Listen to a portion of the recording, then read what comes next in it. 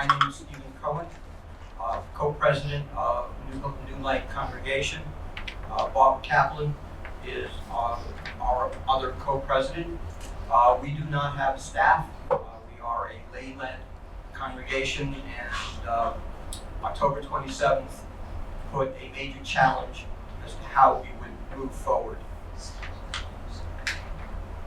this better? Yeah, this is better. I can hear myself. I think I would like to start by thanking the Federation, Jeff and Merrill in particular. On not only did they, within 24 hours, put on an incredible event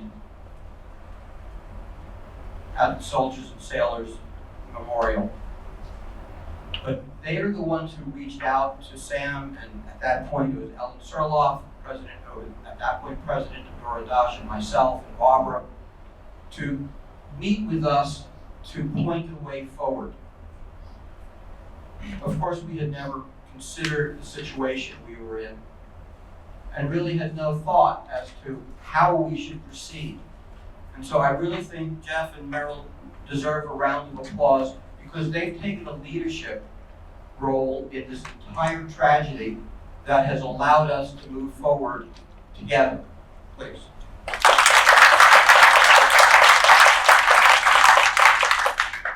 The three congregations are different. We are Tree of Life, or Good, ourselves, we are conservative. But I like to think of this as different in another way. Dor Hadash has always rented.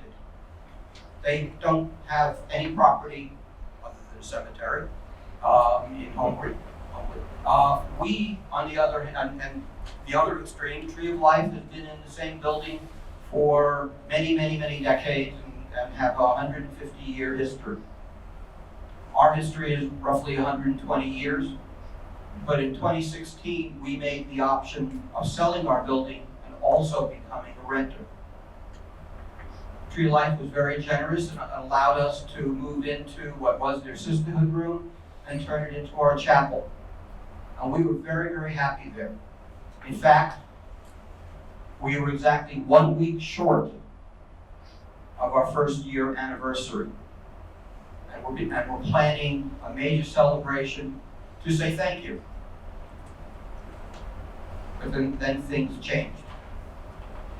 And so in looking at how to move forward, what became most important to us is the term home.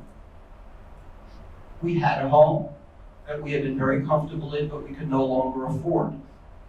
We moved into a home that we were very comfortable with, but was no longer available.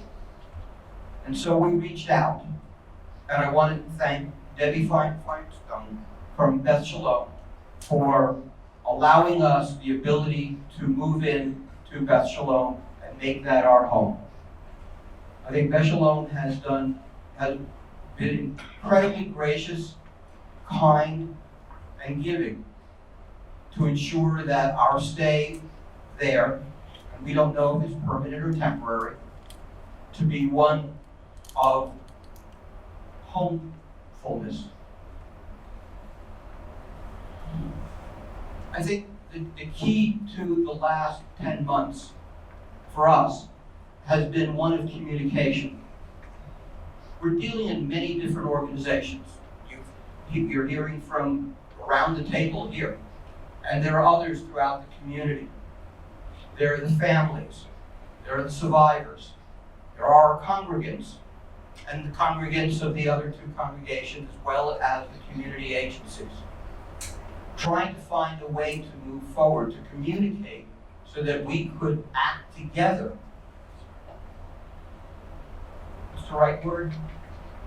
Has been a trial, because none of us know how to do that. And so we've tried various approaches and found that some worked, some didn't work. But again, thanks to the Federation, we've been able to pull together through the long-term planning committee to try to identify how and where we can move forward. And I want to really thank Rabbi Amy Burdak of the Federation for what she has done in pulling together the events for October 27th.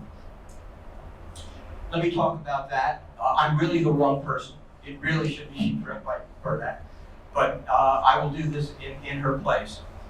First of all, when Brian had the chart up on the wall, on the screen here, you'll notice it said anniversary, first year anniversary.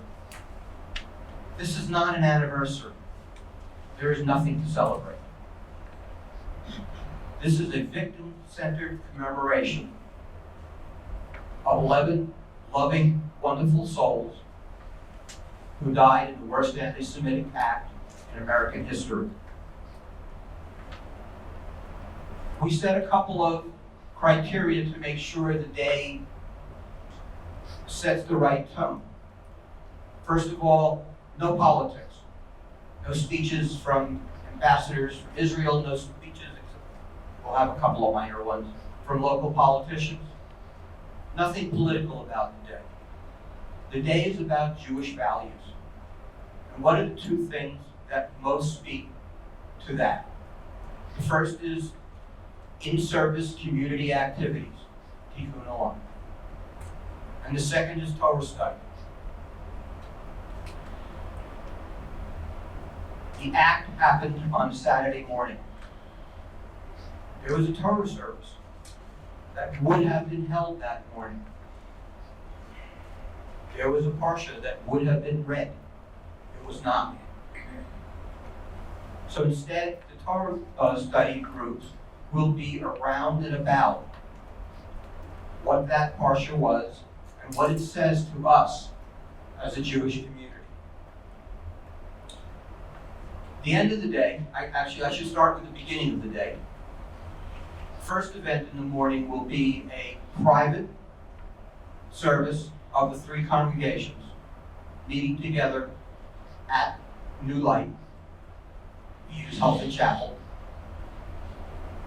to remember and be together that morning.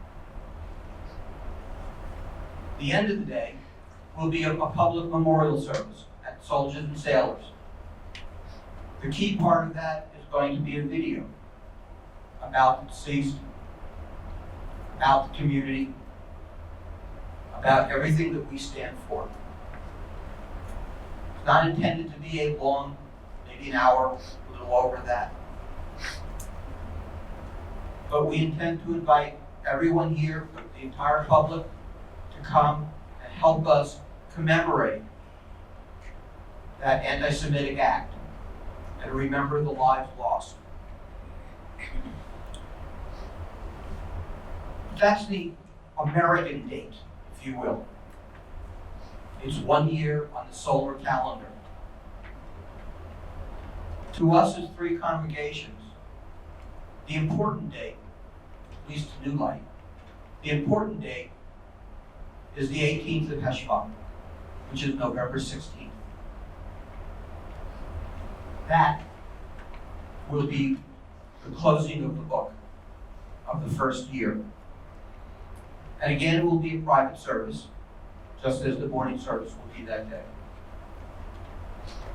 But we hope that by commemorating together, by remembering the lives of those who were lost, that we can all begin, again, referring back to Brian's fantastic chart, that upward tilt that occurs as we begin to close the book.